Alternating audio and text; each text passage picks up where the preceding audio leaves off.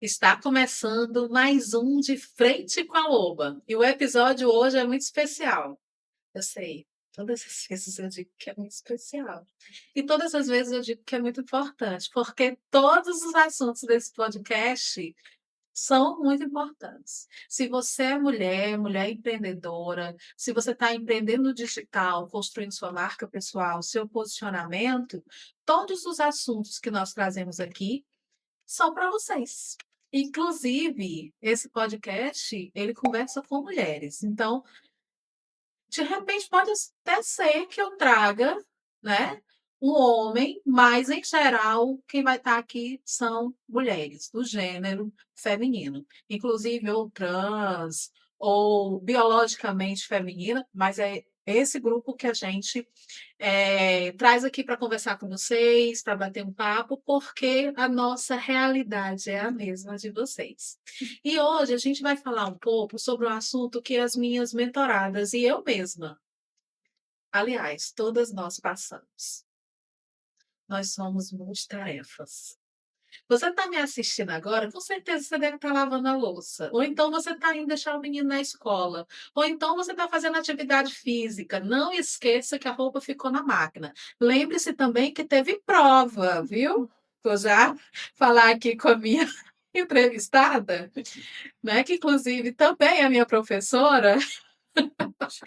E você pode ter tido prova, você pode ter passado prova e talvez você esteja empreendendo no digital. E empreender no digital é uma relação muito tóxica. Porque ali a gente está colocando a nossa, muitas vezes, em dúvida, as nossas capacidades, as nossas expertises, por causa do algoritmo, por causa de uma visibilidade que não atingiu aquilo que a gente pensava. Vem aquela dúvida: será que o que eu estou falando realmente está sendo legal? Eu produzo um conteúdo, eu estou todo o tempo ali olhando quem visualizou. Muitas vezes eu estou cansada, eu estou na fase do meu ciclo que não estou tão bem, queria ficar aconchegada, mas nesse mundo digital, se você não aparece, você perde. E muitas vezes a gente está ali, se obrigando a estar.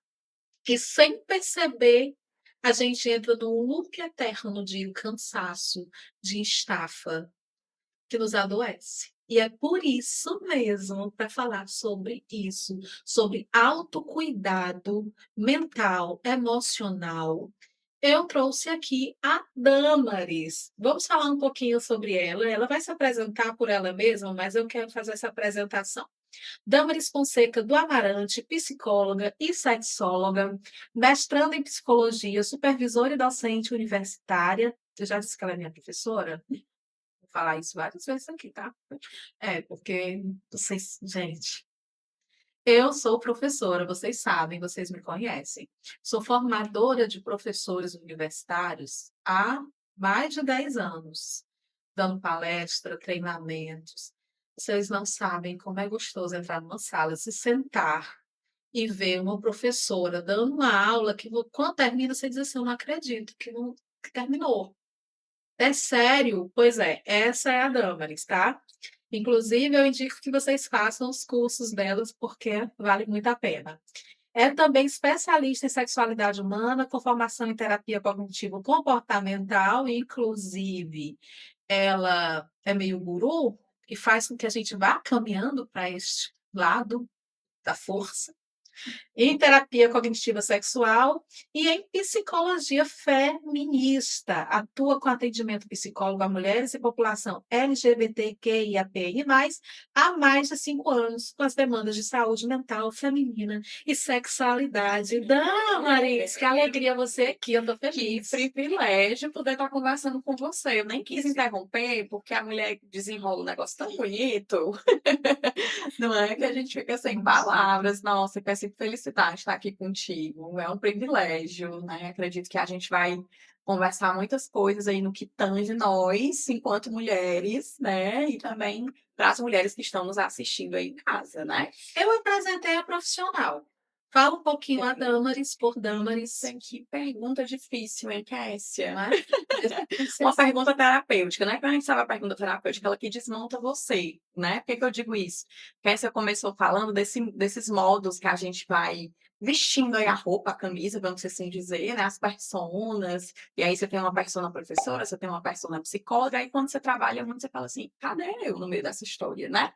Mas eu costumo dizer que eu sou uma mulher muito curiosa, acho que eu sempre fui desde criança, assim, só para que vocês entendam, quando eu tinha 8 anos de idade, muito curiosa, dormindo tarde, uma pessoa neurodivergente, né, perguntei para o meu pai o que era um orgasmo. E daí meu pai começou a me dizer assim: "Nossa, desde criança você já estava seguindo sua área e não sabia", né. Então eu digo que eu sou curiosa nata, assim, tudo que é diferente me atrai, acho que as pessoas é o meu combustível, né, assim, para algumas pessoas falam assim: "Nossa, eu tô com a bateria social baixa, não tô a fim muito de conversar, não quero falar", eu acho que eu me recarrego nisso. E aí também, como que você já me apresentou, eu sou professora, então também formo pessoas, né. Eh, Na psicologia eu digo que ela foi um agente que mudou muito a minha cabeça, e foi lá que eu comecei a estudar também sobre as questões de gênero, né, estudar sobre mulheres e pensei assim: "Nossa, eu passo por isso aqui, hein". Quando a professora falava uma coisa assim: "Nossa, isso aqui faz sentido porque eu vivencio isso", né, enfim. Então a gente vai se atravessando por isso, e eu digo que eu sou uma pessoa em construção o tempo todo, sabe, Cassia, assim, eu não costumo dizer que eu sou uma verdade estática, eu não sou muito das caixinhas, sabe, eu sou um pouquinho diferente nisso. Mas é que dá para ser estática? Acho que é difícil. Olha, eu tô aqui nos 43 Uhum. e eu tô brincando muito com isso, porque eu acho que esses assuntos têm que ser tratados com leveza. Com certeza. Eh, eu tô na perimenopausa. Nossa, que diferente! Nossa, que diferente estar nesse lugar, né. Primeiramente, os hormônios, assim, que você começa a sentir coisa que você sentiu na adolescência, mas que você não tinha noção do que era. Esquecido, né. É porque na adolescência você é a primeira vez, então de repente você está assim, num turbilhão de emoções que às vezes não dá para acompanhar. E todas as questões biológicas mesmo, então esquecimento, né, eu estou aqui dando uma aula, a palavra que eu uso direto, eu fico: "Bora gente, aquela palavra, o nome, aquele negócio lá", que aí os alunos olhando, e a gente muda o ciclo. E está sendo uma coisa muito interessante, porque depois de muitos anos, né, só na docência, eu resolvi empreender no digital. E quando eu comecei a empreender no digital, Damaris, eu comecei a ver, obviamente, que eu já vivia, né, eu também estudo mulheres desde 2004. Na literatura, sim, comecei lá com Simone de Beauvoir, foi para Mulheres que Correm com os Lobos, Clássica, aqui, as né. clássicas, discutindo todas essas questões sociais que envolvem a mulher, né, todos os estudos. E depois, obviamente, como mulher, ser mulher é a experiência maior que a gente tem. Mas quando eu mudei a perspectiva, né, de ir para uma outra área, de ser não somente a professora, mas ser também a mentora que continua, uma das minhas necessidades de entrar na psicologia foi porque eu sabia falar sobre as demandas que eu sentia. Mas é muito impactante quando você realmente começa a ouvir mulheres, porque você de repente diz: "Cara, eu não tô só nisso". E não é loucura da minha E não é cabeça, loucura na né. minha cabeça. Então, nas minhas mentorias sempre tem um primeiro momento que é uma conversa, e ali eu vou para escutar. E as conversas nunca é sobre: "Ah, eu não sei o que postar. Ah, eu estou pensando se eu boto a cor azul ou a verde, qual é o melhor arquétipo".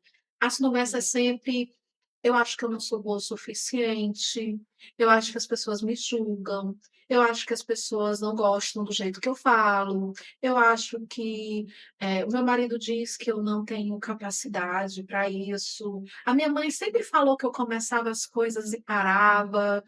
E aí eu comecei a perceber que junto a isso, assim, eu estou tentando fazer isso dar certo, mas é porque eu tenho que levar meu filho para o colégio, então a gente não vai poder conversar muito. Porque a minha mãe ainda está doente, eu vou ter que ir com ela para o hospital. Então eu comecei a perceber que, nossa, eu nunca tinha escutado mulheres que não fosse a melhor amiga que tivesse lá. E nós temos as mesmas dores. O que a gente vai falar é que essas dores, elas são formadas por crenças, né. O que é que são essas crenças? São essas regras que a gente fala que, ao nosso ver, são verdades universais, que a gente nem sequer questiona por que que elas existem, né. Então quando você fala de uma mentoranda sua que fala: "Ai, mas eu não sei o que postar, eu tenho medo do que as pessoas vão pensar". Isso é condicionado por meio dessas crenças, essas regras que são quase que involuntárias, assim, automáticas, que brotam, né, e a gente fala que essas crenças elas são formadas desde que a gente veio esse mundo, lá na infância, né, e lá em processo terapêutico, uma das perguntas que eu mais faço, assim: como é que foi para você ser criança? Né, como é que foi isso lá atrás, né, assim, quem ditava as ordens na sua casa? Como é que era sua mãe, né? A gente vai como eu tenho uma clínica voltada para mulheres, eu preciso entender quem eram essas figuras. Se não era a mãe, era a avó, era uma tia, era uma vizinha, uma professora, e a gente vai vendo como é que você assistia tudo isso. Então tudo a gente vai absorvendo dessa relação social com outras pessoas, né, eu acho muito bacana, porque tem um autor que é o Vygotsky, né, acredito que, né, todos conhecem aqui, quem é da educação, o Vygotsky ele vai dizer que a gente se torna sujeito na relação com o outro, né, então isso não é diferente. E aí eu um dia fui criança, vou crescendo, vou me tornando adulta, carregando todas essas crenças comigo. E aí isso não vai ser atravessado só na visão que eu tenho de mim, né, mas a visão que eu tenho dos outros e do mundo e do meu futuro. Porque se eu olho para mim e digo: "Cássia, eu não sei o que é que eu vou postar, eu não sei o que eu vou falar, eu não sei o que eu vou fazer", essa insegurança ela não vai acabar amanhã ou hoje à noite quando eu for dormir, amanhã de manhã acordei: "Nossa, Cássia, foi E incrível". nem a técnica vai resolver, no sentido de dizer: "Faça assim, assim". Exato, a receita de bolo, porque o ser humano não é assim, né, gente, a gente é muito fluido, a gente é subjetivo, a gente muda o tempo todo. Então quando você fala dessa visão da mãe, da trabalhadora e assim, o peso de ser mulher no mundo já é muito impactante, né. Punk. Muito. Eu me lembro, de uma pergunta, quando eu estava no meu processo formativo ali, né, quando eu fui estudar sobre perspectivas de gênero, enfim, me lembro de uma pergunta que para mim mudou muita coisa. Foi perguntar assim: "Que momento você percebeu que você era uma mulher, uma menina?". Fiquei assim: "Nossa, não sei, acho que nunca pensei nisso, eu só sei que eu sou mulher". E aí eu fui me recordando de situações da minha vida quando eu tinha mais ou menos uns 5, 6 anos de idade, 5, 6, por aí. Eu estava de vestido, e aí para as mulheres que performam feminilidade ou meninas, né, geralmente a gente é muito pedagogizada a estar de vestido, sentar direito, fechar essa perna e tudo e tal, as regras, né, sendo impostas. E aí eu me lembro de uma situação que eu estava de vestido rodando, acho que todas nós meninas fazemos isso quando criança, sensação de liberdade, esse vestido voando, enfim. E aí eu lembro de uma fala do meu pai dizendo assim: "Minha filha, você não pode fazer desse jeito, porque você vai aparecer a sua calcinha, você precisa sentar e ficar quietinha aí". E aí, foi nesse momento que eu percebi assim, eu sou diferente do meu irmão, porque o meu irmão era 1 ano e 8 meses mais velho do que eu, e ele podia fazer tudo o que ele queria. Então, nesse momento é o que a gente chama na psicologia do insight, essa tomada de consciência, que a gente fala assim: "Poxa, foi ele", né, que foram os primeiros momentos que eu fui percebendo que eu era diferente por ser menina, né, que eu não poderia me comportar de determinadas maneiras, falar de determinadas formas. Eu digo isso da Damaris, mas isso é universal, todas nós mulheres passamos por isso, Não, né. nenhuma dessas experiências é totalmente individual, né. Sim, exatamente. Não só individual, mas social, né. Então se você sentar e quando eu falo dessa partilha da menina, que performa isso, e a gente vai sendo pedagogizada, né. Por que que eu trago pedagogizada, né, um texto da Valesca Zanello, que é uma autora maravilhosa, né, que ela vai dizer que desde criança nós somos pedagogizados a algumas culturas e algumas regras, né. Então, eu chego, e aí quando criança eu assisto um filme, assisto uma novela e eu vejo a mulher sendo aquela mulher, eu vou dizer aqui um termo LGBT, pêssega, né, aquela mulher que está sempre esperando o homem salvá-la Ah, e que não ela conhecia precisa esse termo. pêssega, da comunidade, aquela pessoa avulsa, né, enfim. E aí aquela Pois mulher é. que está estática, esperando o homem, igual a Bela Adormecida, esperando o homem ir beijar Branca de ela, Neve, né, a uma Branca de perfeição. Neve, exatamente. E a gente vai crescendo com esses ideais, né. Hoje não, hoje com as discussões de gênero, a gente percebe ali literaturas mais infantis, os filmes já trazendo outra releitura, mas o nosso tempo para quem é millennium, né, para quem é um pouquinho mais antiga, vamos assim dizer, né, a gente a gente não tinha isso, a gente assistia os filmes românticos e a gente estava esperando ser salva, né, por essa figura masculina. E a gente leva isso no trabalho, não, mas, se eu for mãe, eu vou precisar abdicar disso.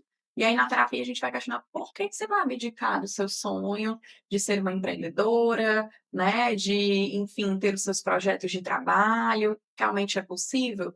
E aí a gente precisa pensar nas nossas configurações de gênero. Se essa mulher que quer empreender, ela tem uma parceria, a gente precisa fazer divisões justas disso, né? Se é o cuidado dos filhos, se é a divisão em casa, porque hoje em dia uma mulher, por mais que ela tenha conquistado os seus direitos, os seus espaços, ela ainda continua sendo a figura de cuidadora. Sim. E aí a gente entra nesse assunto que eu acho que é muito importante, porque a gente fala assim, a princesa, porque nós fomos criadas, né, com esses modelos ideais, né?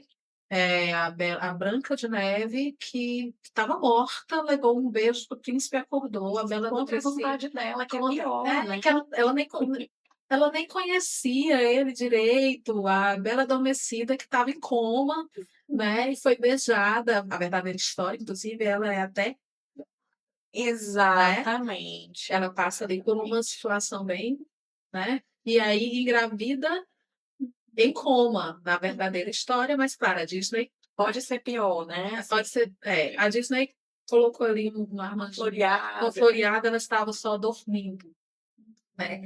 Mas aí a gente pensa assim, mas essas mulheres elas casaram com esses príncipes, foram ter vida de princesa. Vida de princesa não vai fazer nada, vida de princesa é só princesear.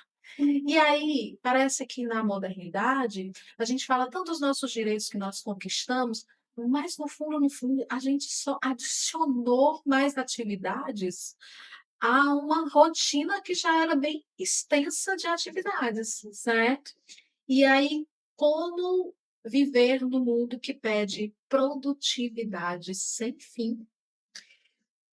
Outra pergunta complexíssima, né? Eu digo assim, são perguntas que é tipo um repolho, a gente precisa ir tirando folha por folha para fazer a salada, assim, Mas tantas acontece de camadas. você ter pacientes dizendo assim: olha, eu não estou aguentando porque não estou dando conta mais, porque minha mãe adoeceu, eu tive que levar no médico, meu irmão está no trabalho, eu acho que estou sendo chipada pelo marido, o meu filho tem TDAH, fui chamada na escola, minhas unhas não estão sendo feitas, eu acho que eu estou muito conta, eu preciso emagrecer.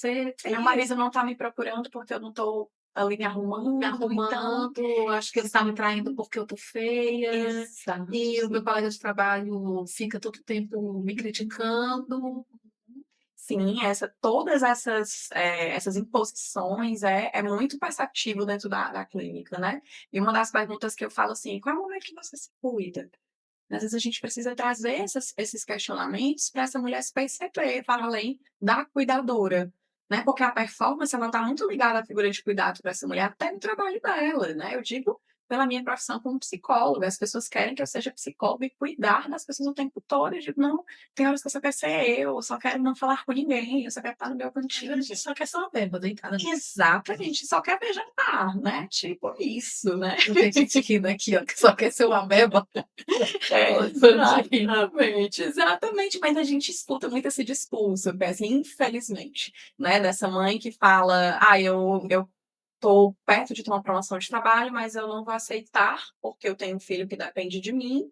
Quando eu chego em casa, eu ainda tenho que fazer outras atividades, e mesmo que eu tenha alguém que me ajude, né? Que sempre a fala é essa, assim, principalmente quando remetida a parceiros, ele está me ajudando. Não, ele tem que se inserir nessa função tanto quanto você, né? Para que sejam funcionais. Então, essas inseguranças, né, que é muito presente na quarta dupla de jornada de trabalho, muitas vezes, e assim, você começa, acorda super cedo, bota o café do menino, vai levar o menino para o colégio, depois você vai viver sua vida no seu trabalho, mais ou menos, resolvendo um monte de coisas, e tem que estar bonita, arrumada, maquiada, de salto, sendo muito gentil e docilizada a todo custo. No final do dia, ela vai voltar, ela ainda vai cuidar de casa, e de noite, o companheiro ainda quer que ela esteja disponível para o sexo. Como é que a gente vai ter desejo sexual se a gente está exausta?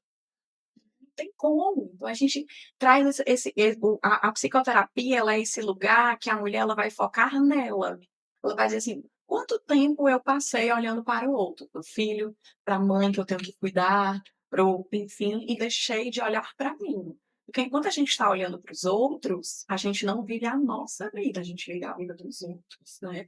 E aí a gente chega nesses choques, quando você fala ali do período pré-menopausa, do climatério, né? Então essas mulheres, elas chegam e falam assim, poxa, eu ainda não estou performando jovialidade, porque eu ainda tenho que ser jovem, né? E jovem não só... Eu acho terrível algumas expressões assim, ah, eu sou jovem de espírito, né? Porque essa é uma cultura que a gente vai dizer assim, por que de espírito? Né? E aí a gente vai começando a questionar que algumas coisas elas são impostas e isso é injusto. Então essa mulher vai ter que pintar o cabelo porque está parecendo os brancos, né? E tantas outras coisas também. Sim, e aí você falando isso e eu pensando aqui duas coisas. A primeira é a questão da culpa. Como nós somos culpadas e ensinadas a ser culpadas desde sempre, né? Então, eu tenho culpa porque eu não tenho tempo de treinar. Então, eu tenho culpa por estar gordo. Eu tenho culpa, então, pelo, de repente, o meu companheiro não está olhando para mim como ele está olhando para Paula Oliveira. Que até eu olho que eu É incrível. é incrível. É. Mulher linda, né? Renato, às vezes, está ali olhando a Paula Oliveira. Quem é, gente? Mas Não, tudo depende. Vamos passar um pano, né? não é. Deixa linda. Mas, porque também é outra coisa, essa rivalidade feminina que coloca a gente sempre em oposição e comparação com outra mulher. Então, é a culpa por não estar dentro do padrão, a culpa por não ter tempo para sair do padrão, a culpa por estar envelhecendo. Exato. Né? E essa questão do envelhecimento pega com muita força também, porque é uma coisa para a qual a gente não pode fugir, da qual a gente não tem como. Então, essa questão do espírito jovial é Exato. por que que é ruim envelhecer, gente? A minha mãe diz assim, que são duas gerações, né? Eu digo, eu tenho 43 anos, não sei por que eu estou gostando de ser 40 mais. Tanto que o grupo da faculdade da gente é Psi Superpoderosas 40 mais. Fantástico. As lobas, deviam As ser lobas, as né? lobas. E é uma, gente, vocês não têm ideia que fase maravilhosa. É uma fase de descoberta mesmo, porque realmente os hormônios eles estão diferentes, mas ao mesmo tempo é uma coisa que aí você vira bruxa mesmo, né? Tem a tríade, né? A deusa tríplice. Nesse momento, a anciã ela chega já sabendo de tudo que vai acontecer, porque isso já está na nossa experiência. Mas o envelhecimento é um medo ainda, né? E principalmente para a mulher, né? Que é isso, porque se a gente traz assim a perspectiva do homem, né? Esse homem ele envelhece para que a gente fala, "Ih, fulano tá garotão se cuidando, né? E esse homem ele pode, inclusive, se relacionar com mulheres mais jovens que em nenhum momento ele será questionado por isso. Quando a gente traz em contrapartida, né, a vivência dessas mulheres, enfim, e o quanto isso é pesado para elas, o cabelo, a ruguinha, né? Aquela a gente começa a ter uma flacidez, então tudo isso para as mulheres, essa pressão estética é muito mais forte, né? A Zanella ela faz uma analogia da prateleira do amor, né? O que é essa prateleira? Existem mulheres que serão escolhidas e outras não. E aí ela fala exatamente isso, que o envelhecimento na mulher socialmente não será escolhida, né? Isso é muito duro da gente trabalhar. Os Red Pills, né? Eles falam sobre, falam valor de mercado. Nós estamos dentro do valor de Uma data de mercado. validade. E aí, quanto mais velha você é, mais valor de mercado você perde. Cara, e aí você fica. É surpreendente isso, porque deveria ser o contrário, se fosse por essa lógica. Porque o total de conhecimento, o total de vivência, o total de experiências que uma mulher mais velha tem, coloca ela nesse patamar que as estruturas sociais matriarcais, né, veneravam, inclusive, que era a matriarca, que era justamente essa mulher mais velha, que conduzia o seu povo justamente por causa do seu conhecimento. Você trouxe um ponto importante, que é esse, assim, quando você fala dos movimentos da masculinidade, como Red Pills, CELS, enfim, esses movimentos eles vão preconizar uma lógica que beneficia apenas a essa classe, né? Então, quando você fala assim, a lógica devia ser outra, porque eles não estão pensando na mulher, eles estão pensando na lógica deles, né? E aí você trouxe um ponto também muito importante sobre a rivalidade feminina, a coisa mais importante que a gente precisa entender e rever isso, até mesmo com as crianças e com as meninas, principalmente, né? É que a gente aprende muito cedo a se comparar. se compara na escola, com as notas, a gente se compara, o quanto aquela prima, aquela colega é elogiada, e aí a gente vai crescendo, a colega de trabalho, a gente aprende a se comparar muito umas às outras, né, e essas comparações, elas vão levando a gente para cenários que nos adoecem muito, porque Uhum. quando eu me comparo, o que é que eu tenho como resposta emocional, né? Eu vou ter tristeza, eu vou ter ansiedade, porque é uma pressão muito grande. Ela assim, corre quanto tempo porque tu tá envelhecendo, então tu tem que se cuidar, vai fazer teu botox. E aí você falando nisso, eu me lembrei muito da mãe das Kardashians, esqueci o nome dela. Também. Esqueci. Não me pergunta o nome desse pessoal que eu não Pois é. conheço, gente. Mas por que que eu trouxe ela? Porque ela tem 70 anos e ela passou por uma cirurgia que mudou o CPF da mulher. Né? Assim, é uma outra pessoa. E aí a gente entende assim, a gente olha para isso, né, e fala, nossa, que máximo, essa mulher com 70 anos tão jovem. Mas quando a gente vai entender as nuances que estão por trás disso, é a gente estar numa corrida contra o tempo inteiro, fugindo e me esquivando de uma realidade, porque é dolorosa para mim. Né? Para mim, como mulher, é dolorosa para mim como trabalhadora, né? E aí essas rivalidades, elas trazem uma lógica de benefício masculino, né? Ou seja, sempre beneficia, né? Você estava falando da questão do cabelo branco, e nas redes sociais, uma vez eu passando, e eu gosto realmente de ler os comentários. Poderia estar lendo o livro, como todo mundo diz, mas eu chego nos comentários e paro, porque eu acho que os comentários, eles têm uma tendência social do momento, e ali a gente consegue fazer uma leitura social do momento. De qualquer tipo de entrevista, de qualquer tipo de mensagem que esteja passando. Ali a gente consegue ver o que, é que a sociedade está pensando como um todo, né? Porque a gente tem uma visão generalista, mas é. E aí eu vi um senhor com uma criança e a filha dele gravando e a criança pedindo para não ir para casa, porque queria ficar com o vovô. E o vovô, assim, um senhor, acho que talvez na casa dos 60, grisalho, bem grisalho. Nossa, que vô lindo. Ai, até eu quero ficar com esse vô. Já vi Esse esse vô é vídeo aí muito na internet. gato, esse vô e tal. Mas numa cena parecida, mas que era uma mulher muito bonita, Samuel, toda musculosona, toda trabalhada, muito linda, treinando e tal. Se você visse os comentários, era tipo assim, tá querendo ser novinha. A cara mostra que não é jovem. Aí vários memes nos comentários, ridicularizando aquela mulher, que está treinada, está com músculo, está com um corpo muito bonito. Não adianta treinar. A cara continua a mesma. Aí mensagens masculinas. Ah, é igual violino. Vira a cara e mete a vara. Uhum. Então, aí falas você vê as sexistas. diferenças até de comentários e de acolhimento de um homem 60 a mais e a diferença para uma mulher 60 a mais. Exato. Estava falando da Zanella, ela tem um estudo muito interessante. Ela fez um estudo que ela avalia a autoestima masculina e feminina, exatamente em várias faixas etárias. E aí esse estudo mostrou que mesmo homens que não são os mais belos, os mais atléticos, enfim, do que performa dentro da nossa sociedade, eles não apresentaram baixo índice de autoestima em contrapartida mulheres, independentemente das suas idades, né, que estavam ali dentro desse padrão ou não, né, de treinos e tudo, elas sempre apresentam o ideal da baixa estima. Então, olha como isso é importante, um estudo como esse, porque se a gente olha exatamente nesse exemplo que você traz nesses vídeos, né, desse avô sendo, nossa, que avô lindo, e tal, tal, tal, que avô gato, eu passei por isso aí também, eu vi isso. E quando em contrapartida a gente vê essas mulheres, como é que é ver esses comentários para nós enquanto mulheres? Acredito que isso você deve ter olhado assim, horrorizada. Tipo, o que é isso, né? A tal do meme, né? O apocalipse já é uma esperança, né? Já não é mais uma fatalidade, né? A gente fica pensando nisso. Então, veja o quanto o componente da estima, da autoestima, ela é impactada. E aí a autoestima, ela é uma das manifestações comportamentais e de autopercepção que afeta todos os cenários da minha vida.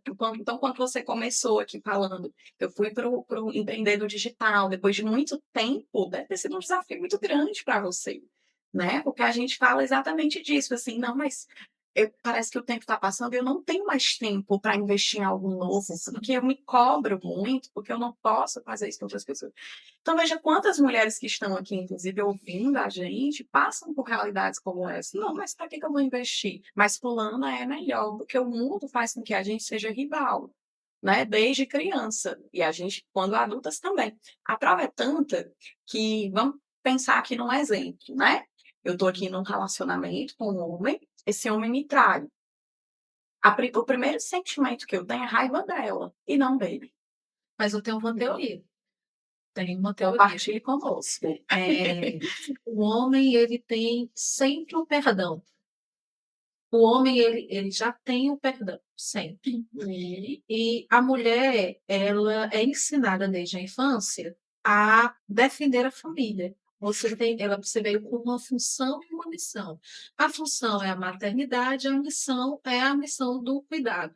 Então, o homem é provedor, mas a mulher dignifica o seu lar. Então, muitas vezes o casamento já não está muito legal, mas você jogar a culpa para outra mulher, porque aí vem a presença da Lilith, né, a serpente, que ali, né, conseguiu conquistar Eva para o pecado. A mulher já é sedutora e a gente vem aí com as questões religiosas que estão ali totalmente, né, entrançadas na nossa cultura, na nossa sociedade. A mulher ela já é essa que vai pecar, porque ela é da natureza da mulher o pecado. Né? Por mais que até os teólogos hoje já derrubaram isso, né? Mas isso continua muito forte. Então, é uma forma de infantilizando o homem como aquele que foi seduzido. Eu passo para a mulher a verdadeira responsável pela destruição do meu casamento, e assim eu consigo perdoar ele com facilidade e reaver a minha missão, que é de ser a baluarte da minha casa, aquela que dignifica e cuida do lar. Então, eu culpando a amante e eu colocando em cima dela todo o ônus da minha dor, fica mais fácil eu dizer, ele foi conquistado. Ele não queria, ela não deixou ele em paz. Né? Ele é a vítima dessa sedução. E aí fica mais fácil perdoar o homem e retornar a uma situação que muitas vezes não é boa mesmo. Exato. Que não era de felicidade, que já está bem destruída. Mas fazendo isso de uma forma de preservar. E eu falo isso porque eu tenho mãe. Inclusive essa parada, porque acho que as experiências, né, às vezes que a minha mãe perdoou meu pai antes da separação, foi muito dizendo assim, ela deu em cima do meu pai. Ela, a outra deu em cima. E aí os meninos estão sempre na quinta série. Essa fala, né, de a quinta série, faz com que o menino seja sempre, o homem seja sempre, independente da idade dele, muito infantilizado. Exato. E toda a sua teoria ela é fundamentada no patriarcado. Essa é a realidade, né? De fato, assim, tudo que você foi falando faz muito sentido, porque quando eu olho para essa outra mulher e eu a culpabilizo, eu estou dizendo que a culpa é sua, porque você me tirou dele. Né? Essa é a tal das crenças que a gente falou no começo, a gente vai internalizando esses olhares, né? É exatamente isso. E aí a gente perdoa muito mais, né? E isso vai, quando eu falo do patriarcado e essas questões, elas vão moldando não só a nossa forma de pensar, mas as nossas estruturas sociais. Então, se a gente tem, por exemplo, até os anos 2000, a legítima defesa da UNCA, por exemplo, né, a qual esses maridos, né, ontem, a qual esses maridos eles poderiam matar as esposas caso eles a pegassem traindo, porque ele deveria defender a sua honra. Em contrapartida, quando isso acontecia, o resultado era morte. Exatamente. Então, assim, você vai vendo quando isso vai mexendo. E quando é um homem, é homem e é assim mesmo. O homem, ele para ser homem, ele precisa realmente ter mais de uma mulher. Sim, sim. E é normal quando a gente fala assim, é da natureza dele. Até no que tange também os assuntos sobre a sexualidade, sobre o sexo em si mesmo, né? A gente fala assim, é natural, porque esse homem tem esse instinto ao sexo. E a gente diminui e desqualifica outros desejos sexuais e o autoerotismo dessas mulheres. Né? Fala assim, é da natureza, não tem nenhum estudo que comprove com total certeza que ela é a natureza masculina. Não. Hoje a gente, nos estudos da sexualidade, a gente fala que precisa haver o componente do desejo e proximidade. Isso independe de gênero. Né? Então, assim, se tem uma mulher que ela não está tão convidada a ter uma relação sexual, a gente precisa entender como é que você está primeiro nessa relação. Porque a gente precisa ver o componente da intimidade, né? Eu tô feliz, eu gosto, há uma troca recíproca, justa de tudo na minha vida. Eu vejo essa pessoa como uma parceria de fato, E né? existe tempo para olhar para ele. A gente estava falando, né, e a gente vai já voltar a esse assunto, sobre a questão das várias jornadas que nós temos dentro de uma rotina, de 24 horas, inclusive, do cansaço mental feminino, e também dessas imposições, dessas crenças, como você falou. E aí, no meio disso tudo, ainda tem aquela regulação da sexualidade feminina. E aí, a mulher, será que ela tem espaço, inclusive, para pensar nessa questão da sexualidade? Nem consegue pensar. E a galera de 40 a mais ainda é um problema. Talvez mais livres do que as nossas mães, as milênios. Talvez a geração Z, embora eu tenha visto aí um movimento muito conservador, retornando muito forte, que eu acho que na sociedade é explicado, porque nós tivemos esses momentos, né? A gente lá na década de 60 teve o boom da liberdade sexual, né? Com os avanços tecnológicos e da Direitos medicina, sexuais os direitos das minorias como um todo, e os direitos sexuais reprodutivos, a pílula, né? Chegou para resolver algumas coisas, mas aí depois veio as doenças, novamente voltou a uma questão conservadora ali no final da década de 80, né? E aí depois veio de novo em 2000, a gente tem isso muito forte. A gente está com uma onda super conservadora em relação a isso, mas se a gente for assistir Xuxa da década de 80 e olhar as roupas, né, que em programas de crianças se utilizavam, eram roupas muito sexualizadas. A gente só roupa como discursos sexualizados, né? Mas a questão da mulher não ter essa. Aí, você falou contra o instinto, né? Que não existe o instinto. Mas será que existe tempo também para se dedicar a isso no meio de. sobra tempo, né? Assim, às vezes quando a gente toca nesse ponto lá na clínica, por exemplo, essa mulher fala assim, não, Brisa, eu nem pensei que isso é normal mesmo, né? Do homem inteiro, já Isso não é um descobri, problema. não é um problema. E aí, quando eu vou atender, por exemplo, mulheres que estão no climatério, que passaram ali pela menopausa, falam, não, mas eu não tenho lubrificação, né? Assim, será que é sempre ruim? Será que eu preciso? E aí a gente vai trabalhar exatamente a dimensão de tempo, que para ter tempo precisa haver divisões justas, porque a maioria dessas mulheres, elas estão cansadas, não só de trabalho, mas da vivência de ser mulher no mundo, de tudo, né? É muito complicado. Você ter que acordar mais cedo para você ter que se arrumar para você fazer isso, fazer aquilo outro, gastar tempo para isso. Então você fica assim. E o interessante é que quando a gente vai, por exemplo, ser convidada para um aniversário, a gente fala qual é a roupa que eu tenho que ir, qual é a maquiagem que eu tenho que fazer. Sim. Então isso, gente, é uma pressão absurda, né, em relação a isso. Então, quando eu falo sobre isso, né, das mulheres também, já que você tocou nesse ponto, porque parece que a gente não conversa sobre sexualidade das mulheres 40, 50, 60 mais. Essas mulheres, elas têm desejo sexual. Eu lembro de uma pessoa. Desculpa que essa dos 20 anos, mas você não sabia de nada. E é porque a gente vai tendo mais autonomia e autoconhecimento, né? Que é isso, assim, porque o sexo ele não começa com o corpo, ele começa com a cabeça.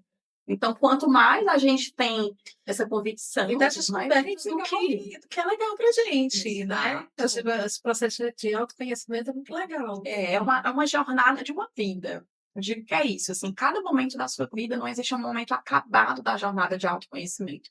É um momento contínuo, né? E aí, quando você fala assim, desculpa a Cassie dos 20 anos, é porque a Cassie dos 20 anos não tinha um repertório que a Cassie de 40 tem, né? Então, a gente vai aprendendo a olhar para esses estágios da vida e dizer assim, vamos descobrir a sexualidade com 40, com 50, com 60. Eu lembro muito de uma pessoa que eu acompanhei que passou por o marido teve câncer de próstata e ele precisou fazer uma prostatectomia radical, né? E aí eles não tinham relação sexual devido a essa questão, porque isso impede a ereção. E aí eu lembro muito dela falar assim, Damaris, mas eu ainda tenho desejo sexual, mas eu não tenho sexo na minha relação. E aí a gente foi trabalhar a exploração do sexo de outras maneiras, né? Você já viu como é que você é? né? Você já teve a questão sensorial? Porque a sensorial não é só lá, não, tá? A questão sensorial é o toque. Como é quando você se toca nos seus braços, em você, o que é que você sente? Né? Você tem arrepios? Que tipo de texturas, né? Deixa você assim, porque o sexo ele é A tudo. masturbação ainda um tabu, né? Muito, muito. E se a gente for a masturbação e ainda vinculada ao sexo toy, aí é que é mesmo, né? Principalmente para essas mulheres, 40 mais, 50 mais, eu digo nem 40, porque não é milênio, É, mas 60 mais, mas a eu acho gente que ainda percebe que a galera ali dos 50 foi essa galera que nasceu justamente nesse movimento da contracultura, né? O da boom contracultura, ali. então eles viveram isso, e a gente pegou, né, o sabor disso ali, que nasceu na década de 80. Mas eu acho que essa galera 60, 70, principalmente por pensar assim, estou idosa, então não tenho mais direito ao prazer, Vou porque ele passou. reprimir.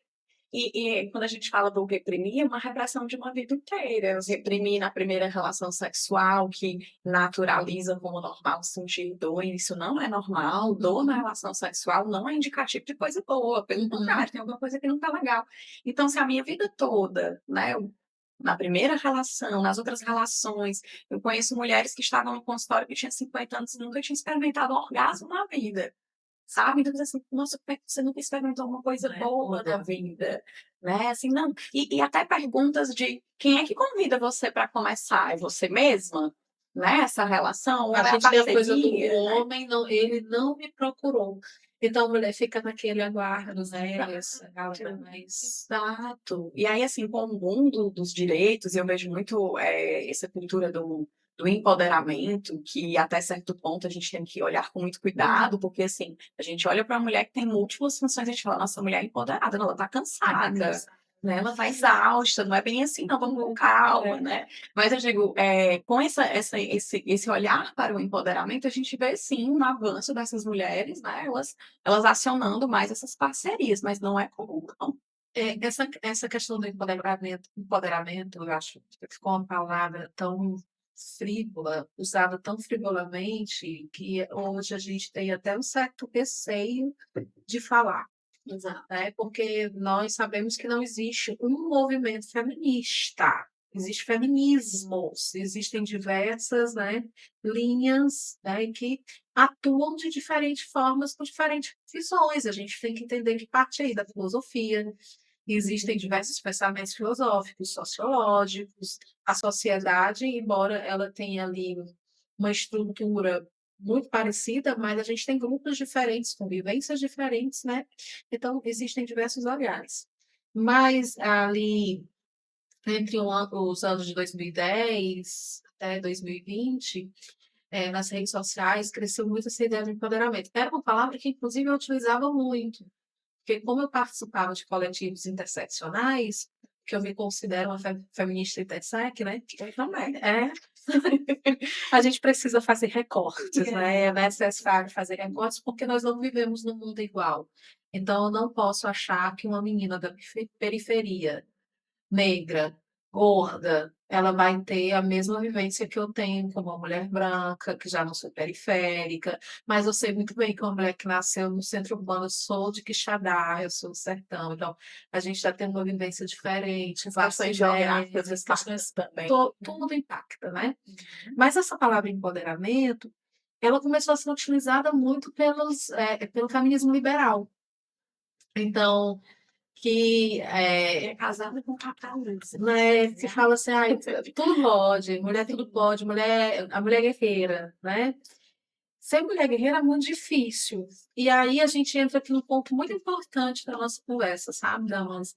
Porque muitas mulheres, elas se tornaram empoderadas, não porque elas queriam esse empoderamento, mas porque elas foram levadas. Exato. Muitas se colocaram nesse papel de guerreiras porque são mães solos, né? São o arrimo de família, são as doceiras. Eu tenho muitas mulheres que me seguem que são manicures, cabeleireiras, doceiras, faz patinho, vende na frente de casa, são as empreendedoras que estão ali ganhando, porque são as únicas que colocam comida dentro de casa e são as únicas que conseguem criar os filhos, porque a gente não vai falar de pensão aqui, pensão as pessoas falam assim: "Ai, recebe pensão do marido". Se fosse a pensão do milionário, do Elon Musk, eu poderia pensar que era realmente uma Que pensão não é o muito boa, recorte da realidade, né, que não é o recorte da realidade, porque uma pensão geralmente é R$ 300, na grande maioria das vezes, né, se a gente pensar no cara que ganha aí um salário mínimo, que em geral é o caso também, então R$ 300 dá para fazer o quê com R$ 300? Eu não sei. Não sei o que dá para fazer com o salário Com mínimo. o salário Tirar R$ 300 não dá para manter uma criança com todas as necessidades que ela E aí tem. vamos pensar nesse recorte de uma mãe da periferia, que é uma mãe atípica. Aí que problema é outro. Não, aí As terapêuticas, as questões. e aí, agora eu lembrei de uma querida lá de Quixadá, a Aline, que ela é mãe atípica de 2, né, periférica. Então você imagina, né, e tá tentando ali às vezes empreender, fazer uma coisa, vender um biju, fazer um pratinho, fazer bolo para vender, é manicure. Então, a gente além disso tudo, né, essa mulher empoderada, na verdade ela é uma guerreira abatida e cansada, Exato, né, sobrecarregada. sobrecarregada. E aí eu até entendo que a geração Z, essa galera aí na casa dos 19, elas começam a questionar a palavra empoderamento, porque elas olham para suas mães e dizem assim: "Isso aí é ser empoderada? Uhum. Esse empoderamento eu não quero. Eu quero ser a esposa troféu". Porque ser esposa troféu vai ser muito mais legal, porque eu vou ver no salão, eu vou acordar 10 horas, eu vou ter empregada, eu vou ter babá, né. Então eu quero, aí a gente volta e a gente fala assim: "Ah, um retorno do conservadorismo", mas esse retorno do conservadorismo, não sei se você concorda comigo, ele é muito fruto também dessa pressão de um empoderamento que de fato não é empoderamento. Eu sempre falo, empoderamento tem a ver com 7 princípios da ONU para empoderamento. Esses 7 princípios falam de direito à saúde, direito a votar em quem quiser, ou seja, direito a político, a posicionamento político, que faz pouquíssimo tempo. Imaginar que minha avó é de 1917, somente em 1930, lá vai pedrada, que a mulher pôde votar. Isso a gente está falando do Brasil. Se Do a gente for para o Brasil. Oriente Médio, não Não, vamos nem não. trazer. Aí é uma realidade muito complexa, mas direito a estudo, né? Direito a ganhar equiparadamente, porque igualdade nós já temos. Está lá na Constituição, gente. Ah, eu quero ser igual. Gente, igualdade. A gente já nem fala mais de igualdade, a gente já diz assim: nós não somos iguais realmente ao homem. A gente já entendeu, acho que a gente já está muito para lá da igualdade. Exato. O que a gente quer agora é equidade. A gente até traz dentro da psicologia social o conceito de justiça social. Justiça social. Que nem a equidade ainda me dá a possibilidade de direitos, né? Assim, é muito complexo. Você ganhar o mesmo que um homem ganha. As pessoas dizem assim: "Ah, mas", que não entende. Mas o cara colocou lá tantos reais, o salário para aquela vaga. Se você faz uma pesquisa, mulheres naquela mesma vaga estão ganhando bem menos do que homens, sendo que maior a maioria das vezes as mulheres são a rede de família, Exato. né. E aí a gente chega aqui no ponto, muitas estão no digital. A menina que tem um pratinho, ela tá tirando foto do pratinho e Tem um coloca, Instagramzinho tem o dela. Instagramzinho dela e tá ali dizendo: "Olha, tá saindo tal hora, hoje tem baião, hoje tem, né, ó, eu tô vendendo pão de queijo, estou aceitando encomendas Doce, para né? bolo, agenda aberta para depilação, agenda aberta para unha, não se esqueça, tá chegando". Eu tenho uma querida lá em Quixadá, de uma história de vida lindíssima, a Maiara, que me atravessa, eu não vou me emocionar, porque ela, com 8 anos de idade, vendia bolo lá no Senador Pompeu, aqui na cabeça. Muitos anos como empregada doméstica, diversas situações de vida. Hoje ela tem a casa dela, ela tem os filhos dela, está casada e ela abriu o seu negócio. A vida inteira trabalhou com os outros, inclusive como empregada doméstica, fez vários cursos. Hoje ela tem lá na casinha dela, na sala, o espaço de depilação e o espaço de cabelo, né? E ela tá lá no digital. agenda aberta, mostrando ali o cabelo. Aí ela liga para mim e diz: "Ô, Kessia, eu tô querendo dar isso aqui para as minhas clientes de mimo, de Natal, o que é que você acha? Você acha que fica legal?". É uma história muito bonita. E elas estão no digital, e estar no digital, É outro cansaço, né, Kessia? você também está no digital. É, sim, sim. Eu sempre fiz esse pacto. Como é, além de tudo, como é trabalhar, como é que podemos, na verdade, trabalhar o nosso emocional para uma vida totalmente regrada pelo digital, aonde aumenta a comparação, aonde se aumenta a concorrência, aonde muitas vezes você tem que se violentar para aparecer ali, porque senão o algoritmo te tira da vez, se você não estiver aparecendo. O que a gente pode fazer? Olha, eu tô jogando a É, responsabilidade ela grande, né? soltou assim a bomba e saiu correndo, né? Foi tipo isso. Mas você trouxe um ponto muito importante. Quando a gente fala do digital, a gente está trazendo, a sua grande maioria, a comparação. Sim, E uma das coisas que a gente vai começar a trabalhar dentro da psicologia, desse olhar atento, é que a realidade do outro é a realidade do, né? Quando eu tenho aqui uma colega que também é da mesma categoria que eu, por exemplo, eu olho e eu vou me comparar, mas eu preciso entender que eu tenho uma história de vida diferente, né? Então, o que que eu posso dizer para essa empreendedora que está ali fazendo seu bolo, fazendo suas coisas? Você pode dizer assim, para quê? Eu só tenho só 200 seguidores. Gente, 200 pessoas é muita gente. Eu não consigo colocar 200 pessoas numa sala como essa que nós estamos. Aqui não dá, né? Então, a primeira coisa que você tem que pensar é que eu não posso utilizar a régua do outro para me medir. Esse é o primeiro ponto. A segunda coisa é que a gente precisa ser menos caxias com a gente. A gente é cruel com a gente mesmo, né? A gente consegue ser compassivo com as outras pessoas, a gente entende a realidade do outro, a gente dá até conselhos para as outras pessoas. Mas a gente esquece da pessoa principal que vai dormir, acordar e viver 24 horas na mesma pele, a mesma estrutura, né? Então, é muito importante que a gente entenda assim, poxa, se eu tenho como uma primeira ideia que a minha vida, a minha história de vida é diferente da Kécia, e a segunda coisa, que eu não posso utilizar a régua dela para me medir, e eu preciso ser um pouquinho mais cuidadosa com isso, de entender assim, a Kécia tem um momento dela, eu tô no meu voo, eu tenho, mas eu só não posso deixar, né? É isso que a gente vai chamar, na perspectiva que eu trabalho, de ativação comportamental. Porque a ativação comportamental é movimento. Essa engrenagem ela precisa rodar, nem que seja timidamente. Nem que seja assim, Cássia, tirei uma foto, mas estou receosa de postar lá nos meus stories, né? Nem lá no meu feed, meus stories do bolo que eu fiz, de tarde para eu merendar. Você acha que não é uma boa? Porque não tem uma estrutura melhor, o meu celular não é o melhor. Comece com o que você tem. Né? Entenda que essa realidade ela é sua e que outras pessoas elas podem olhar e dizer assim, "Menina, esse bolo tá bonito, né? Quero esse bolo para mim". Então a gente vai começar a trabalhar com a gente mesmo essas ideias tão rígidas de ser tão caxias, de utilizar a régua do outro para se comparar, né? E também a gente precisa optar por algumas coisas, como por exemplo, eu preciso ter qualidade de vida.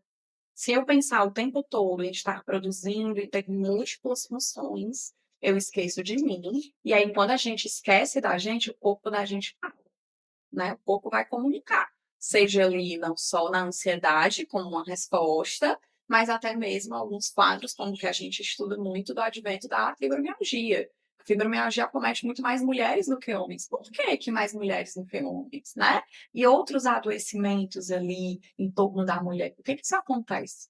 Né? Então, estar atento a tudo isso, né, de não se culpar tanto. Eu digo não se culpar, gente, não como um discurso coach, não. É dizer assim, pois é, hoje eu não consegui. Hoje eu não consegui, mas amanhã eu vou tentar de alguma maneira. Ou então, hoje mesmo eu vou tentar, né? Nem que seja para eu... Enfim. Tem uma questão aí, eu vou falar aqui um pouco das questões técnicas que envolvem um pouco do trabalho que eu Por desenvolvo. favor, deixa eu aprender com você. São trocas. Estou há algum tempo no digital, né? Em 2020, na verdade, todo mundo na pandemia, eu tinha um Instagram privado, pessoal. Aquele Instagram que eu não colocava nem aluno, só família. E aí eu resolvi abrir num período muito difícil, que foi quando eu adoeci, né? Perdi o meu útero. Foi uma história bem complexa. Aí todo mundo abriu. no Instagram. E depois que passou a fase, eu fiquei assim: "O que que eu faço agora?", né. Porque eu já estava sentindo a necessidade de ir além da sala de aula. E eu estava aquela dúvida: "Vou para o doutorado em letras, mas será que é isso?". E eu ali me autossabotando em relação ao doutorado, mas dizendo que a culpa tinha sido do calendário, né. "Gente, perdi, nossa, Luiz". A tal da esquiva, Aí eu né. Se esquivo, né. esquivar, porque é mentalmente se lidar com E aí quando eu abri o Instagram público, eu passei um tempo muito lifestyle, porque eu estava muito assim: "O que que eu vou fazer? O que que eu vou fazer?". Mas aí quando eu comecei a estudar para dar as mentorias, o que foi uma eu comecei a remar contra a maré de muitos dos mentores que estão nas redes sociais. Porque eu via mulheres que faziam conteúdos belíssimos, como você estava falando da comparação, e elas diziam: "Kécia, eu posto tudo direitinho, nos horários que dizem, faço do jeito que diz, eu não consigo viralizar, eu não consigo ganhar seguidores". E aí eu comecei a ver que existia uma coisa tão tóxica nessa história de total de seguidores, que tinha alguma coisa estranha naquilo ali. Porque eu via mulheres produzindo conteúdos muito bons, tudo dentro das caixinhas que eram ensinadas. E eu mesma. E por que que não existe essa viralização? Que é uma palavra que inclusive eu tenho certo ranço, assim. E aí eu comecei a causar até um desamparo quando sim, isso não acontece. e quando eu viralizei foi péssimo, porque eu tive que tirar quase todo mundo que entrou, porque entrou um público que não me interessava, né, entrou homem dizendo: "E aí gata?". E conversa Você fala assim: "Não pra você, amor". aí a gente exclui, a gente vê que essa pessoa está fazendo volume, ela está atrapalhando eu chegar nas minhas meninas, eu quero chegar nas minhas meninas e ele estava trabalhando. Então eu entendi, assim, que a questão de quantidade de seguidores, muitas vezes, para essas mulheres como psicólogas, fisioterapeutas, nutricionistas, personagens liberais empreendedoras, né, a menina que: "Nossa, sou farmacêutica, estou trabalhando com harmonização, estou aqui investindo dinheiro numa clínica e tá poxa, eu quero ser conhecida e tal", e às vezes foca tanto no total de seguidores. Damaris, é tão adoecedor essa questão de total de seguidores. E aí eu comecei a perceber que a gente não sai da internet. Nossa, a gente vai para o trabalho CLT, todo mundo quer ser sua empresa, mas a galera vai para o trabalho CLT, tem que chegar 8 horas, chega 8 horas, 12 horas almoço, 1 hora volta, 5 horas vai para casa, todo mundo foi embora. E o que é que a gente continua nas redes sociais? E hoje eu falo muito para as minhas mentoradas: a sua rede social, ela é uma extensão do seu profissional, mas não do seu pessoal. Exatamente. Então você não precisa estar ali o tempo todo. Você trabalha ali como você trabalha na sua empresa. Você vai para sua empresa de manhã, você vai para a rede social de manhã. Você não tem tira um dia para gravar, a acompanha a métrica, porque tem a ver com o empresarial. A gente está querendo ganhar grana, porque a gente precisa viver, Exato. né. Mas você não vai estar ali todo o tempo. Sabe o que que acontece? A gente fica todo o tempo. É, eu não acredito. Eu sei, assim, no local de fala, eu sei. A gente fica ali, cara, e quando a gente não está produzindo, a gente está consumindo. Que se a gente não produz, a gente se culpa por não estar produzindo também. E aí quando a gente olha os números, a gente se culpa porque como eu não entrei no domingo, por isso que ninguém viu o post que eu coloquei na segunda-feira de manhã, porque o Instagram já está ali me culpando por não ter sido produtiva. E aí muitas falas também, no sentido quando você fala, né, assim, no CLT você tem esse horário, no digital você precisa organizar esse horário. Acredito que você deve ouvir, das suas mentorandas assim: mas como é que eu vou me organizar?". Porque a gente tem essa sensação. E uma coisa que eu digo até em terapia, diz: "Olha, tem muita coisa na vida adulta que a gente faz não gostando, não querendo, né, acordar cedo, eu não gosto. Pagar a conta eu também não gosto, mas eu preciso pagar". Então assim, Eu tem queria só comprar sem pagar. pronto, eu também, só queria um cartão com limite infinito para eu comprar várias coisas e viajar, né. Curtir uma praia, né, acho que é isso. Então assim, às vezes a gente vai precisar ter um pouquinho desse olhar, porque Se a gente não tem esse olhar de que a gente vai fazer coisas que a gente não gosta, a gente entra num livro que é o que vem para terapia chamada procrastinação. Aí eu tô aqui porque eu tô procrastinando, porque eu não faço isso, porque eu não faço aquilo. E a gente precisa entender, não existe uma pílula mágica, um medicamento, que as pessoas, a gente vive numa sociedade da medicalização de tudo, não só de um remédio, mas uma medicalização da vida, dos costumes, de tudo. Então, assim, não existe uma pílula mágica que eu vou inserir e amanhã eu já acordo. Quem já estou tão motivada, já fiz toda a minha agenda para eu postar, olha, 7, 8, 10, não existe Nem parece isso. que cicla, né? É, Nem parece que tem não 4 ciclos no mês. parece, exatamente. Então, assim, o que é que eu quero trazer com isso? Que a gente também não vai romantizar que você precisa se sentir completamente pronta, ou que você vai fazer. Não é isso, comece, né? E vai ter dias que você não vai querer, do mesmo jeito da academia, que a gente fala assim, e se eu não for hoje? Assim, pelo menos a sensação depois é tão legal, né? Eu cuidar de mim, eu digo a sensação do corpo, né? A ocitocina, a adrenalina, todas essas sensações que são boas para a gente sentir. O estética é um resultado também, né? Mas, para além disso, não tem coisas que a gente vai precisar fazer mesmo não querendo inicialmente. E a vida é assim, né? Assim, é isso que a gente precisa pensar. Como cuidar, então, quais são. É que não tem um roteiro pronto, você é tão maldoso. Ai, faça Não, receita. psicólogo é Faça receita difícil. aí pra gente, quantas miligramas, né? Então, Isso é tão, tão ruim. Mas para mulheres que estão iniciando no digital, muitas vezes, e eu trouxe um pouco dessa minha experiência, porque eu vejo uma galera aí que está saindo de uma área de atuação, muitas vezes até acadêmica. sim. Ah, eu estudei, fiz tal curso e agora eu estou empreendendo com outra coisa, né, no digital. E aí eu vejo pessoas voltando à academia, né, para a graduação, para outra graduação, e iniciando todo um processo que é longo, e agora colocando isso no digital.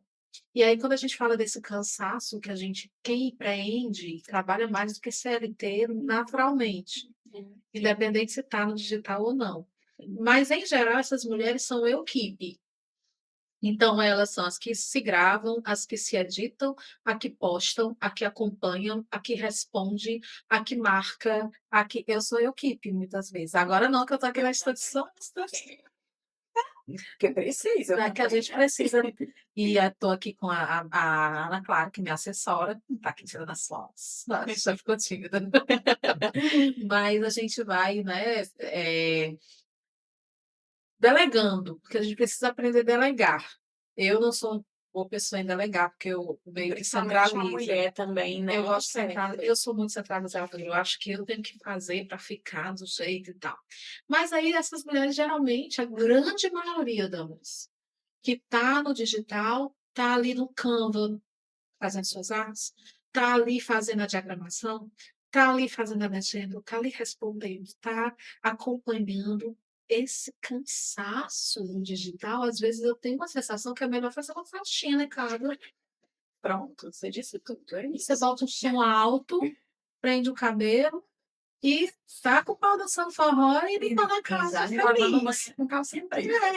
Sim, é feliz, o som nas alturas. Mas no digital, você já entra com medo, porque você diz assim: vou postar isso. Meu Deus, será que vai dar certo? Nossa, eu vou fazer uma live, será que alguém vai entrar? E aí, tem como, qual um processo de autocuidado que a gente pode inserir nisso tudo para que esse caminho não se torne tão adoecedor? Porque eu acho que a gente vai já ter um nome de alguma doença estudada Esse tipo de faculdades. burnout. É porque eu acho que o burnout já não está dando conta do cansaço digital. Eu acho que ele não dá conta. Você fez um trabalho que vou reclamar aqui. Ela queria que a gente assistisse, ela obrigou as pessoas a assistirem uma série que eu assisti a primeira, saí com depressão. Ela, E eu ainda digo, Black Mirror. olha, e eu ainda digo assim, Sala, essa é a facção que vocês escolheram. Não, eu assisti o primeiro quando a mulher lá da Alexa, tu já assistiu? Da Alexa, que a mulher fica com a. Eu já fiquei adoecida. Eu digo, eu não vou assistir esse negócio nem a pau. Eu tô aqui, eu louca, com esse Instagram aqui, trabalhando no planejamento estratégico de 2026. Eu vou assistir um negócio desse, eu vou ficar doente. A professora passa um negócio desse pra gente, pra quem? Fui fazer uma prova, tô com problemas mentais. Disse, vou ter que fazer terapia. Vou fazer terapia depois do trabalho. de assistir os episódios, né? Porque são coisas muito fortes. Eu acho que vai surgir. Sim, com Você, certeza. mas qual o caminho para a gente ser um pouco mais leve? Assim, dentro de um processo de autocuidado que você indica, além da terapia, Já é agitação. porque eu acho que isso é o melhor investimento que a gente faz na vida, na terapia. É o autoconhecimento. Kécia, o que é que eu costumo dizer? Que a gente precisa quebrar essa crença de que a gente não depende das pessoas e não precisamos delas. Né? Essa é uma crença. Né? Como eu falei no início, a crença não é uma regra que a gente nem questiona por que que é assim. E aí, por que que eu disse ainda mais mulheres? Porque a gente está tendo um dispositivo materno o tempo todo, de cuidar o tempo todo. Então, o que é que a gente tem nesse dispositivo? Tudo eu tenho que fazer. E aí, quando você falou de delegar, eu falei assim, nossa, que lindo, ela conseguiu quebrar uma crença muito importante, né? De que a gente precisa realmente delegar. Então, o que é que eu posso fazer? Fortaleço uma rede de apoio. Consegui quebrar a crença depois de quase 6 meses, dormindo até 3 horas da manhã. Pois é. Mas eu digo, alguma coisa comunica pra gente. Uma coisa interessante que eu aprendi com um paciente. Ele me disse uma frase para mim, cara, isso aí não faz muito sentido. Ele fala que quando a gente se perde no lugar, o GPS nunca diz, você está no lugar errado. O que é que ele diz? Recalculando voltas. Recalculando voltas. Isso mesmo. E é isso, a gente vai tentando recalcular o tempo que for preciso para isso, né?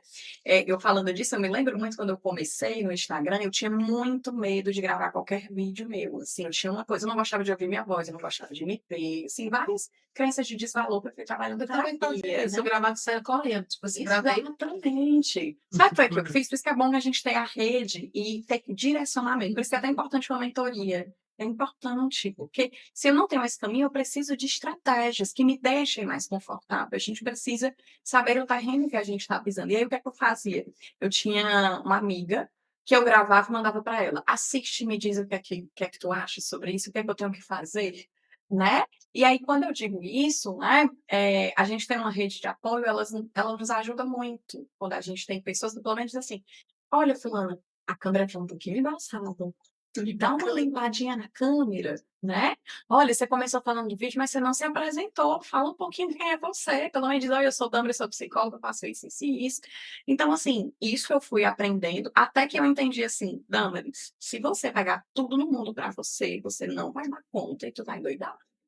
E aí, por isso que eu digo, investir em consultoria, em mentoria, é muito importante, porque são profissionais que atuam na área. Eu não tenho formação em marketing, mas hoje em dia eu acredito que marketing tem que estar em todos os cursos de graduações, porque se a gente está numa era digital, de IaaS e de tudo, a gente precisa, não tem como. Engraçado, hoje, depois de ter feito marketing, eu acho que a psicologia tem que estar em todo lugar. Sim, Porque eu acho que a gente tratou muitas pessoas como números e a gente desumanizou muito. Então, se você trabalha com o público que está no digital e você não entende, principalmente que aquela mulher está no dia que ela não está bem, né, e que ela não vai nem entrar e mostrar o rosto, você cobrar e dizer assim, olha, não foi bom porque você não apareceu, sim, é de uma crueldade. sim, com Até certeza. isso das mentores eu acho que precisa ter cuidado, entendeu? Que tipo de mentoria é? Se é aquela que te culpa, é o seu conteúdo que não tá bom, é que você não tá fazendo isso, você tem que fazer aquilo, ou é aquele conteúdo que, assim, autocuidado, gente, é impossível, por isso que eu falo. É o autocuidado AGP, é o método que eu tenho. AGP é aquilo que não te violenta.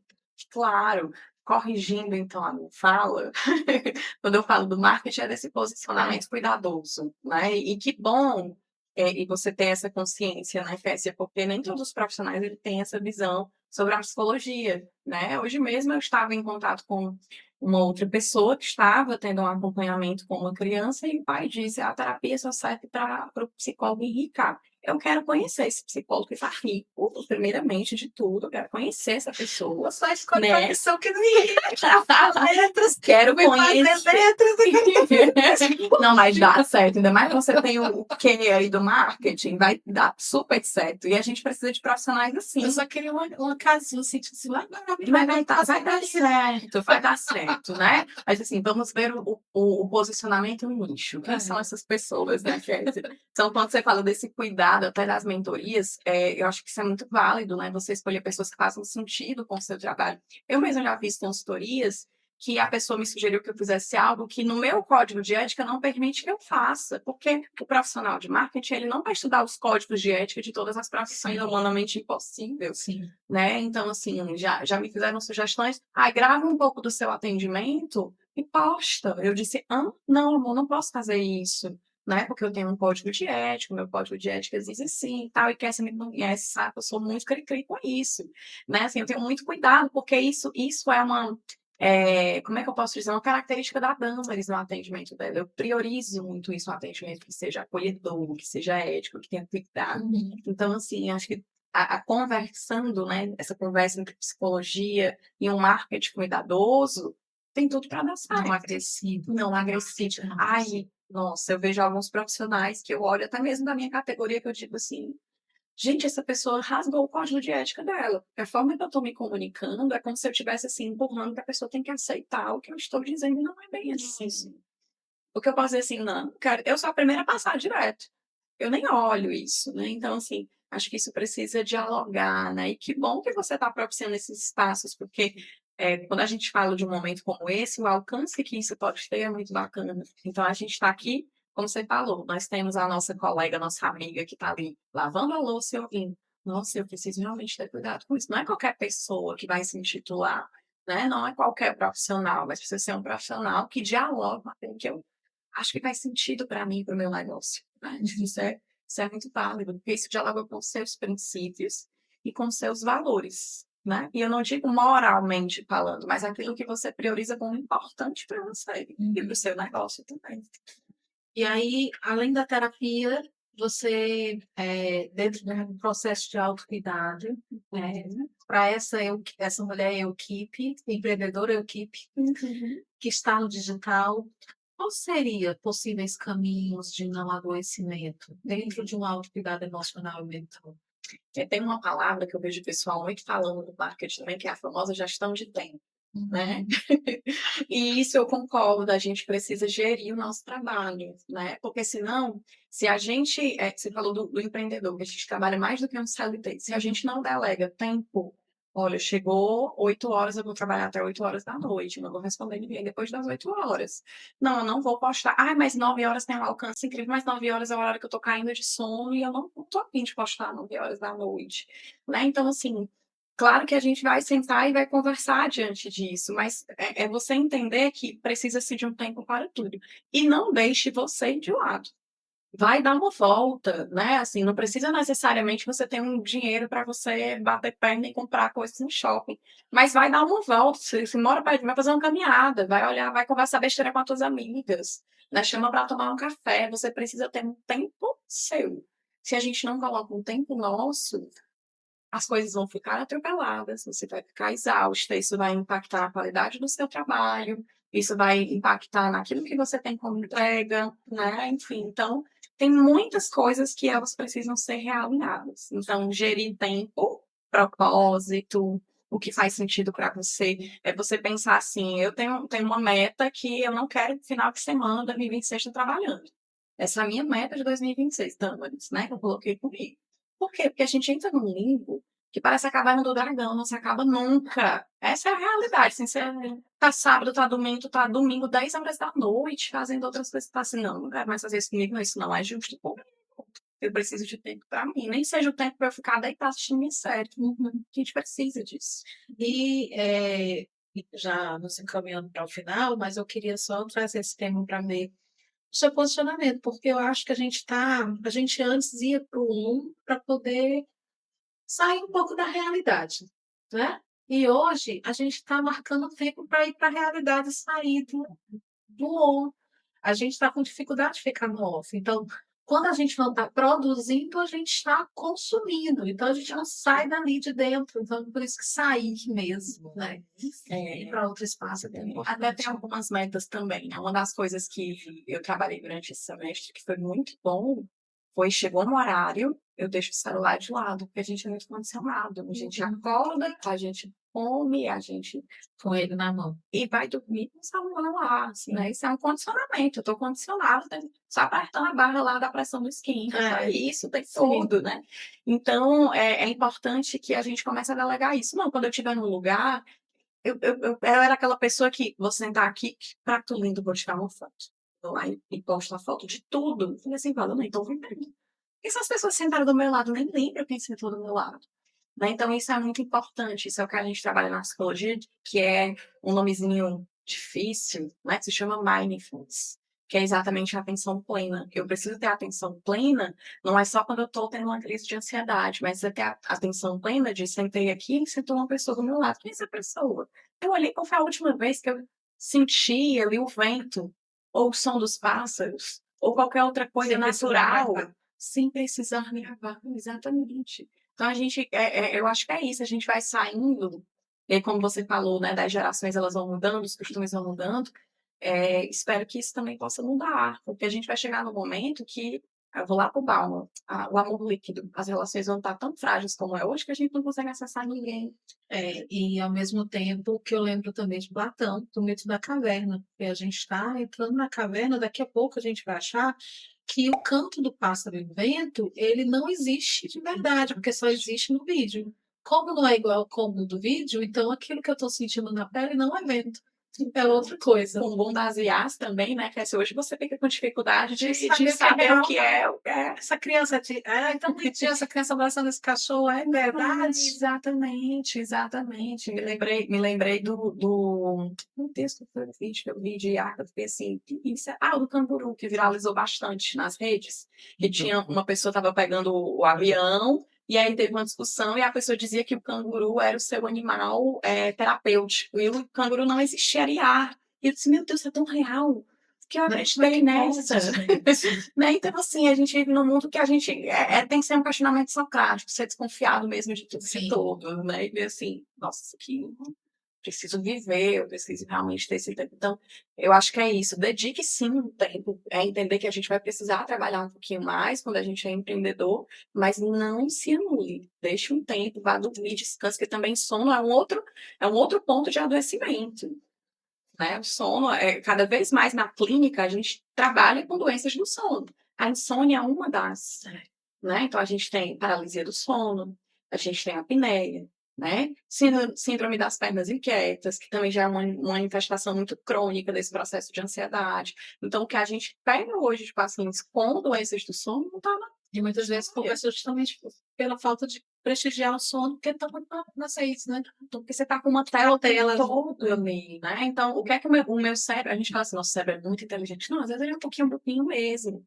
Por que que eu digo isso? Porque o cérebro ele vai olhar aqui aquela tela e ele automaticamente vai dizer assim, se tem luz é dia, eu preciso ficar acordado.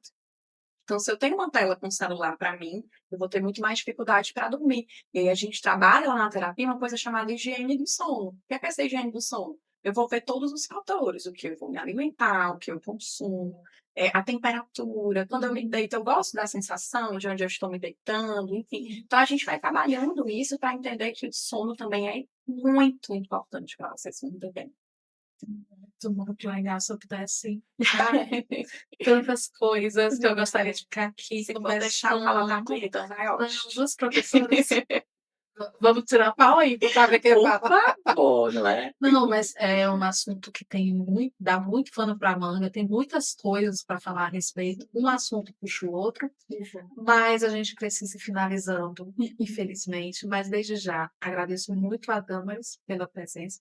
E eu queria que, antes da gente terminar, você deixasse uma mensagem, né, para quem está nos assistindo, falasse um pouco também onde as pessoas podem te encontrar, suas redes sociais, falasse se você tiver algum curso nesse momento, você fique totalmente à vontade. Eu que agradeço, esquece por esse espaço. O que eu queria deixar, já que eu estou me direcionando à fala feminina, é que diante de tantos bombardeios e situações que a gente se depara, até mesmo nos últimos tempos, é que você cuide de você e cuide das suas, né? Eu acho que essa é uma fala que eu queria deixar, quando eu digo cuidar dos seus e das suas, não é só sobre uma questão de violência, mas é exatamente nessa amiga que está empreendendo, na lojinha que está abrindo, né, das coisas que estão ali iniciando, é você consumir realmente outras mulheres, né, se você vai para o aniversário, pega o bolo da sua amiga, né, se vai aí, vou para o Natal, compre a roupa da sua amiga que tem essa lojinha, e quando a gente fortalece a nossa rede, a gente se sente mais seguro e a gente pode mudar estruturas sociais, né? Então, o que eu deixo é isso, cuide de você e das suas,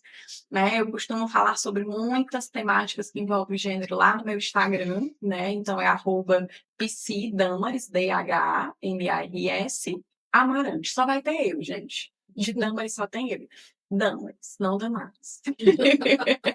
Tá bom, e é isso. Eu queria agradecer muito, Cassie, foi muito bom. Não vi nem a hora passar aqui da gente Não, conversando, e né? assim, e para fortalecer, né? Você falando em fortalecer essa rede, queria te dar um mimo. Esse mimo, ele tem alguns produtos da Ferreira Perfumes, que é da Rebeca. Olha, uma mulher, É muito sim, bom. sim, eu consumo produtos de Também. mulheres. Eu faço questão. Que é para você lembrar do nosso podcast, né? Nós vamos estar juntas muito tempo, possivelmente, na clínica, mas desde já eu agradeço bastante a sua presença, foi muito bom.